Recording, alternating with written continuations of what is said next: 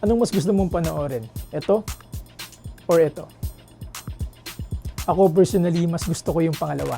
And if pareho tayo, then you are watching just the right video. Because in this video, I'll try to share the step-by-step process on how to achieve that. Without further ado, let's dive right into the topic. Wait. Bago mag-start, bago mag-intro, hindi ako pro, hindi rin ako expert. So, yeah, baka lang masyado ka mag-expect. Anyway, let's go.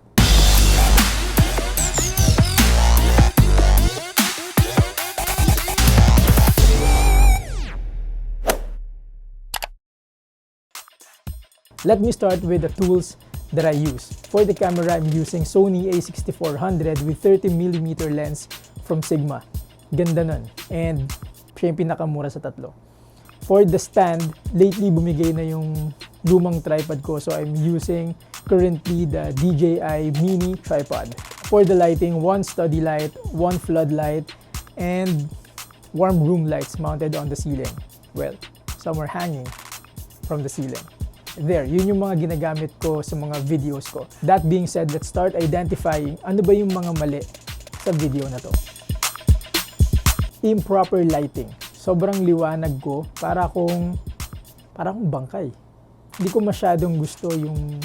Okay, usually I start with the camera. Right now, the setting is so random. Baba ng aperture, taas ng ISO, white balance, di ko alam kung paano sinet up. Sobrang random. And my tip before adjusting the settings in your camera is at least know the basics when shooting in manual mode. Me personally, I start with the shutter speed. I make sure that it's twice my frame rate. So when I'm shooting at 24 frames per second, ideal shutter speed would be 1/48. In my camera, wala akong 1/48, so I'm using 1/50. That is to achieve that natural looking motion blur, meaning no jitters or delays in my movements. After making sure that it's twice my frame rate, I will then go to the ISO. Think of it as the in-body lighting of the camera. So the higher the ISO, the brighter. However, the higher the ISO, the grainier the video will be. And we don't want that. And so it's always recommended to go for the lowest possible ISO. Wow! Sobrang dilim naman ata. Okay. Well, don't panic. Huwag mo muna ibato yung camera mo. Huwag ka muna bumili ng bago kasi meron pa tayong mga i-adjust na hopefully mas gumanda yung video natin. Done with shutter speed, done with ISO. So next would be the aperture. Right now it's at f10, meaning parang nakaganito yung camera mo. So hindi niya masyadong kuha yung details ng nakikita niya. Take note that if we're talking about aperture, the higher the number, the smaller the opening. One of the reasons why I like this lens from Sigma is it can open up to f1.4 that has a nice shallow depth of field or that blurry background. There! Sobrang dilim kanina, ngayon sobrang liwanag. So let's try sigurong ibaba siya ng konti. Now we're slowly getting there from f1.4, right now f2.5. Medyo gusto ko na yung itsura niya pero medyo overexposed pa rin. Pero ayoko nang galawin si ISO, ayoko nang galawin si shutter speed, ayoko nang galawin si aperture. Meaning, it's now time to adjust lighting. Since yung floodlight ko, study light, and room lights, wala silang diffuser or dimmer, I'd have to improvise by using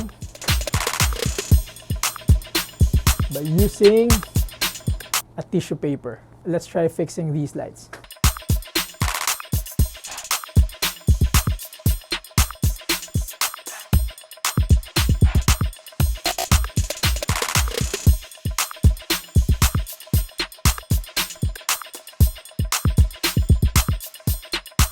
Now this is what I'm talking about. At this point dapat kahit papaano pumopogi na ako. At this point dapat gumaganda na yung video natin. So let's check ano pa yung pangit sa kulay na to.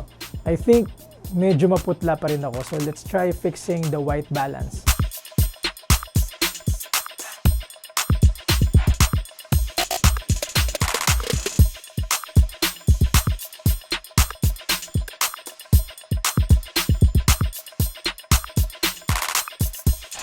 Yan.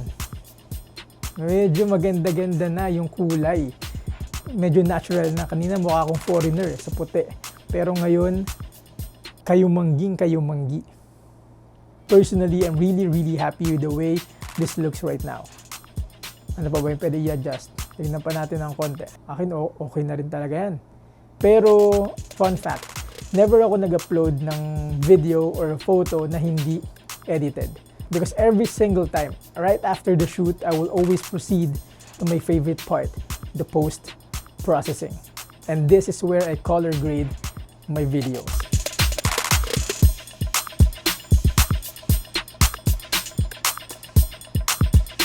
You see, we went from this to this, and finally this. Without buying super expensive camera, super expensive lighting, we achieved this by maximizing what we currently have. Honestly, if ganito yung itsura ng video, hindi ako gaganang panoorin to. Pero pag ganito, pwede nang pagtiyagaan eh. There you go, folks. I hope I was able to share something beneficial enough to get you inspired to make better quality videos. Again, this may not be the most expert tutorial out there, but at least you know that a study light and a floodlight could go a long way. Please give me some love by liking and subscribing to this channel. Until then, thank you for watching.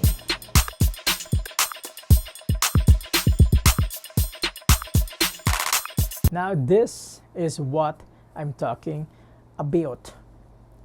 Mas okay, no?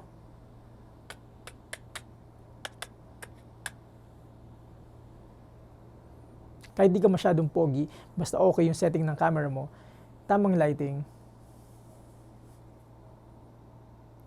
wala na akong binanggit. Wala akong sinabi. Hindi ko tinuloy. Yun!